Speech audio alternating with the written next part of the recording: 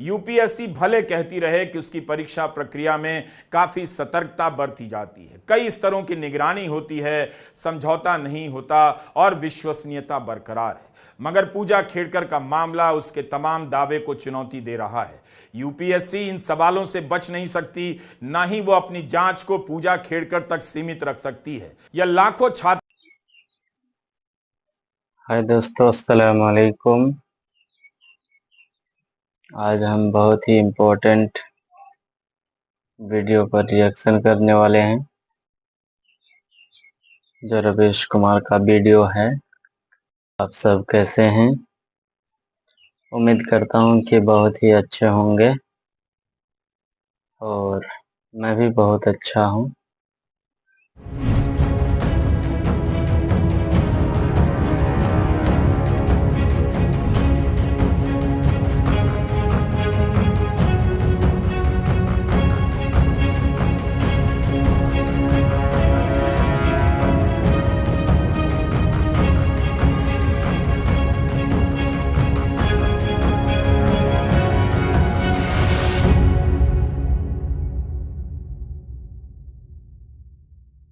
नमस्कार, मैं रवीश कुमार। यूपीएससी ने पूजा खेड़कर को कारण बताओ नोटिस जारी कर दिया है।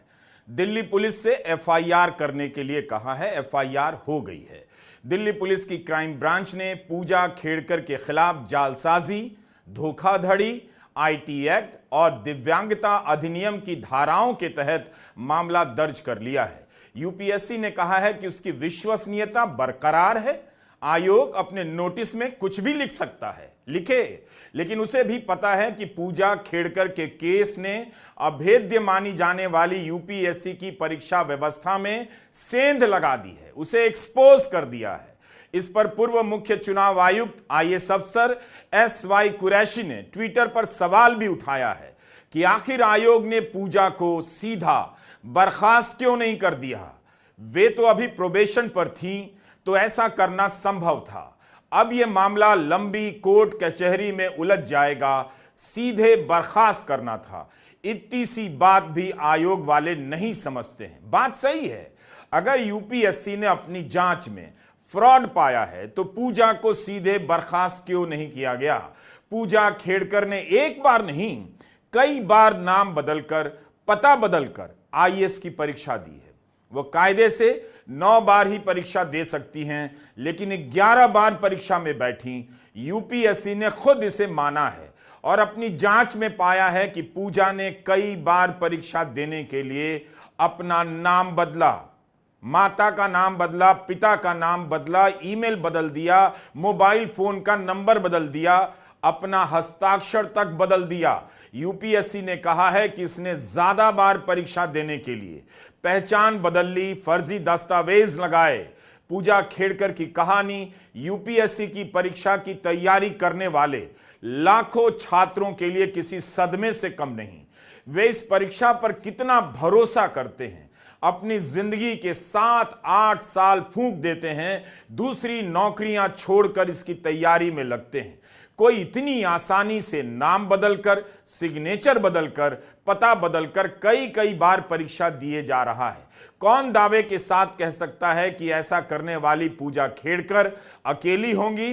कौन कह सकता है कि ऐसा करने वाली पूजा खेड़कर पहली होंगी? पूजा ने अपने दस्तखत भी बदले हैं, यह तो और हैरानी की बात है। सिग्नेचर बदलकर कोई फ्रॉड कर सकता है और विश्व गुरु भारत में आईएएस बन सकता है। कमाल है, लगता है सारे धूर्तों ने खुद को गुरु घोषित कर लिया है। पूजा ने अपना हस्ताक्षर इतनी आसानी से कैसे बदला? यूपीएससी ने पकड़ा क्यों नहीं और पता कैसे नहीं चला? बताइए, इस देश में पैन से लेकर आधार कार्ड सब लिंक है, फिर भी कोई इन सब का फ्रॉड करती हुई आईएएस बन जाती है। पूजा खेड़कर के खिलाफ दिल्ली में एफआईआर हुई है। यूपीएससी ने उसे कारण बताओ नोटिस जारी किया है।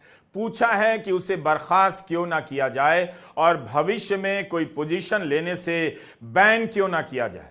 क्या यूपीएससी को और किसी कारण की जरूरत है? आइडेंटिटी फेक करने वाले कैंडिडेट को कैसे इतनी बार चांस मिलता रहा? यह मामूली घटना नहीं है। वैसे पूजा खेड़कर पर ओबीसी और विकलांगता कोटा में फ्रॉड करने के भी आरोप लगे हैं। अमीर होने के बाद भी क्रीमी लेयर में नहीं आने का प्रमाण पत्र बनाने का दावा किया था। विकलांगता सर्टिफिकेट, कई प्रकार की विकलांगता सर्टिफिकेट बनाने का प्रयास किया, इसका भी उजागर लोगों ने किया। लेकिन यूपीएससी के नोटिस में विकलांगता या अन्य कोटा के गलत इस्तेमाल की बात नहीं कही गई है। केवल एक ही बात साफ साफ निकल कर आई है कि हमारी जांच में यह पता चलता है, स्पष्ट रूप से पता चलता है कि तय सीमा से ज्यादा बार परीक्षा देने का मामला पकड़ में आया है। लेकिन पूजा खेड़कर के बारे में इस सफाई से यह सवाल शांत नहीं होने वाला है। सोशल मीडिया पर कई लोगों ने कई आईएएस आईपीएस अफसरों के वीडियो के साथ, उनके नाम के साथ उजागर किया है और वे दावा कर रहे हैं कि बिल्कुल ठीक हैं, दौड़ लगा रहे हैं, घुड़सवारी कर रहे हैं, भाग रहे हैं, डांस कर रहे हैं, लेकिन इसके बाद भी विकलांगता कोटे का सहारा लेकर, ईडब्ल्यूएस कोटे का सहारा लेकर आईपीएस से आईएएस बन गए और सीधे आईएएस बन गए। हम उन नामों की पुष्टि नहीं कर सकते, लेकिन यूपीएससी को जांच करनी चाहिए, क्योंकि ट्विटर पर यह काफी फैल गया है। बताना चाहिए कि इन मामलों में कोटा का गलत इस्तेमाल हुआ है या नहीं। क्या ऐसा है कि ईडब्ल्यूएस कोटे का फ्रॉड व्यापक स्तर पर चल रहा है? यूपीएससी ही नहीं, दूसरी अन्य परीक्षाओं में यूपीएससी इस बात से दामन नहीं छुड़ा सकती कि फर्जी दस्तावेज और नाम बदलकर कोई तय चांस से ज्यादा बार परीक्षा देती है और आईएएस बन जाती है। यह कोई मामूली घटना नहीं। मसूरी अकादमी चली जाती है, ट्रेनिंग शुरू हो जाती है। अगर इस रास्ते से फ्रॉड हो सकता है तो अभी दावे के साथ कोई नहीं कह सकता कि कोटा फ्रॉड के और मामले नहीं हुए होंगे। कई लोग यह बात कह रहे हैं कि ईडब्ल्यूएस, ओबीसी और विकलांगता कोटा में बड़े पैमाने पर फ्रॉड हो सकता है। खासकर ईडब्ल्यूएस कोटा को लेकर बहुत सारे सवाल उठ रहे हैं। तो यूपीएससी को इन मामलों में जांच करनी चाहिए और ठोस जवाब देना चाहिए, एक एक नाम के साथ, जिन नामों की चर्चा सोशल मीडिया में हो रही है।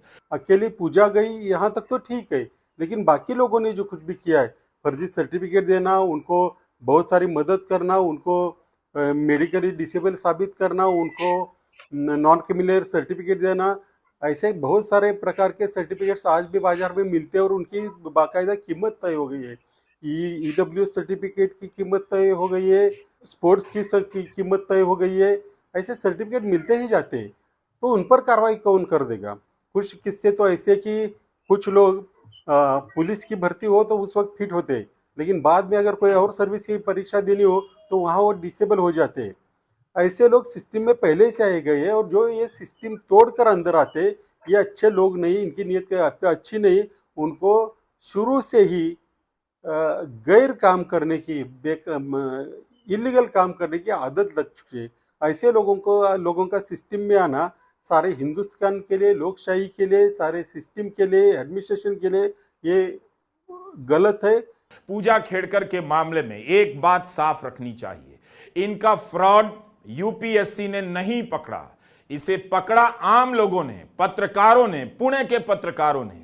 अगर कोई पहल नहीं करता तो पूजा खेड़कर आराम से कलेक्टर बनती, उससे पहले एसडीएम बनती, और क्या पता आगे जाकर क्या क्या बनती। यही वो 4 छल्ले वाली ऑडी कार है जिस पर पूजा लाल बत्ती लहरा रही थी, अपने वरिष्ठ अफसर के केबिन में हिस्सा मांग रही थी। ट्रेनिंग के दौरान ही इनकी हरकतों से लोगों को शक हो गया। आम आदमी पार्टी के उपाध्यक्ष विजय कुंभार को शक हुआ तो उन्होंने पता करना शुरू कर दिया और दस्तावेज ट्विटर पर फैलने लग गए। फिर पुणे के पत्रकारों ने एक एक सर्टिफिकेट को छान मारा, निकाला, अस्पताल से विकलांगता कोटे के दस्तावेजों को निकाला। पूजा की मां मनोरमा खेड़कर का पुराना वीडियो निकल आया, 1 साल पुराना, जिसमें मोहतरमा पिस्टल लहराकर किसी गरीब को धमकाने गई थी।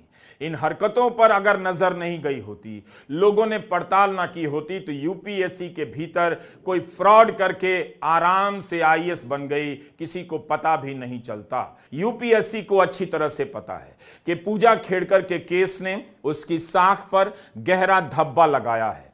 आम लोगों ने इतने पुख्ता तरीके से पूजा खेड़कर को लेकर सवाल उठाए कि यूपीएससी के लिए भी नकारना मुश्किल हो गया। अगर कोई सिग्नेचर का फ्रॉड करे, पते का फ्रॉड करे, नाम बदलकर बार बार परीक्षा में बैठे और यूपीएससी को पता नहीं, तो इसका मतलब है उसका सिस्टम फूल प्रूफ नहीं है। फ्रॉड करने वालों के लिए गुंजाइश है और आसानी से ऐसा किया जा सकता है। छात्रों के भविष्य और भरोसे का सवाल है। इस व्यवस्था में अगर कोई चोर दरवाजे से घुस सकता है, बेईमानी से आईएएस बन सकता है, तब फिर कुछ भी नहीं बचा है। यूपीएससी को नीट परीक्षा की तरह सवालों से नहीं बचना चाहिए। आपने देखा शिक्षा मंत्री कई दिनों तक सवालों से बचते रहे, सच्चाई से मुकरते रहे, लेकिन आज सच्चाई इतनी बड़ी हो चुकी है कि सुप्रीम कोर्ट के सवाल खत्म नहीं हो रहे हैं, जवाब के बाद नए नए सवाल पैदा हो रहे हैं। कोर्ट के सामने जवाब देना मुश्किल ना हो जाए, इसलिए यूपीएससी को पूजा खेड़कर के मामले में और अन्य मामलों में ईडब्ल्यूएस से लेकर विकलांगता और ओबीसी के क्रीमी लेयर सर्टिफिकेट के फ्रॉड की व्यापक जांच करनी